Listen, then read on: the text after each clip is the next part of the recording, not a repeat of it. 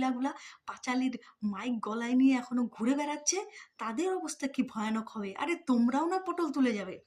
যে সমস্ত বিজ্ঞ বিজ্ঞ কাকা কাকু দাদু দিদারা এখনো পর্যন্ত এই নির্লজ্জ দলের হয়ে কাজ করে চলেছ, তোমরা পটল তুলে নিবে, কিন্তু তোমাদের মেয়েরা, তোমাদের বাড়ির বউরা, তোমাদের ছেলেরা রাস্তায় বেরোতে পারবে, স্কুল কলেজে পড়াশোনা করতে পারবে? তারা কি সমাজে নিজের আমার দেশ আমার রাজ্য এভাবে বাঁচতে পারবে? কোনো দিনও বাঁচতে পারবে না। তার প্রমাণ দেখছো। ইতিহাস মানুষকে শেখায়, মানুষকে জ্ঞান দেয়, বুদ্ধি দেয়। সেখান থেকে যদি তোমরা এই স্বার্থ ত্যাগ না করে এই জ্ঞান বুদ্ধিকে নিয়ে যদি তোমরা এগিয়ে যেতে না পারো, তবে শেষ, যেভাবে পাকিস্তানে শেষ হয়ে গেছে, যেভাবে বাংলাদেশে শেষ হতে চলেছে, সামান্য কিছু বাকি আছে। বাড়ি ঘর ভেঙে পর্যন্ত হলেও বাড়ির মেয়েদেরকে বউদেরকে এরা নিয়ে যাবে। এদের মধ্যে মায়া মমতা দয়া মায়া বলতে কিচ্ছু নেই, কি করে থাকবে?